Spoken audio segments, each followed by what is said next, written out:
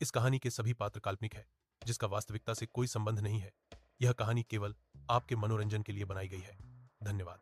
एक खंडहर सा दिखने वाला, चांद की ठंडी निगाहों के नीचे एक पुराना बंगला है जो कि बेहद ही डरावना है।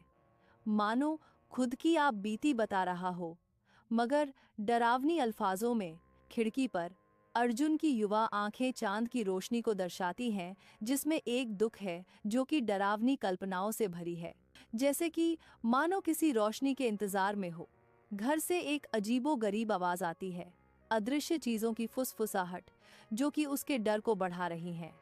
चेहरा डर से कांपता हुआ, शरीर पसीने से तरबतर, आंखों में किसी चीज का खौफ लिए पुराने बिखरे सोफे पर बैठा है, जैसे अनजाने में किए गए किसी भूल का वह हिस्सा हो। अचानक दम घुटने वाली उपस्थिति का एहसास जगह को भर देता है। उसकी आंखें डर से बड़ी हो जाती है, जैसे कि कोई वहां खड़ा हो। तभी अचानक उसे वहां कुछ लिखा हुआ दिखाई देता है। एक जमाने में वह बंगला एक सुधार गृह था, जहां बिगड़े हुए लोगों को सुधारा जाता था। उस बंगले से वापस जाना नामुमकिन था। जब उन लोगों को लगता था कि वह सुधर चुके, तभी रिहाई मिलती थी, वरना हमेशा के लिए इंसान वही कैद हो जाता था।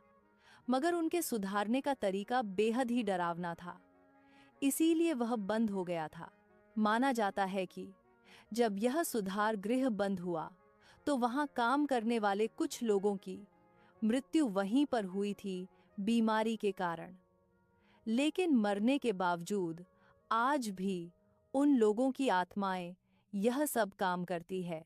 बच्चे को अपनी किए गए भूल का एहसास हुआ, क्योंकि यही हकीकत जानने के लिए वह उस बंगले में आया, लेकिन वही कैद होकर रह गया। घबरा के बच्चा भागने की कोशिश कर रहा, लेकिन अचानक रात के पर्दे के नीचे दो चोर मुख्य हॉल में घुसते हैं। परछाइयां उनके शांत कदमों के साथ नाचती हैं। वह चोर बेहद ही क्रूर स्वभाव के, अनैतिकता से भरे लुटेरे हैं, जिनको शायद सुधारने की कुछ ज्यादा ही जरूरत है। और वह बच्चा केवल शरारती और जिज्ञासु है। उन परछाइयों ने चोरों को सबक सिखाने का शायद निर्णय कर लिया था, इसीलिए अचानक से वहां एक तूफान आया। चीजें यहाँ वहां गिरने लगी और चोर घबराकर यहाँ वहां भाग रहे हैं। अचानक ठंड उन्हें जकड़ लेती है, क्योंकि अंधेरे से दो खतरनाक परछाइयां निकलती हैं जो बड़ी और भयानक हैं।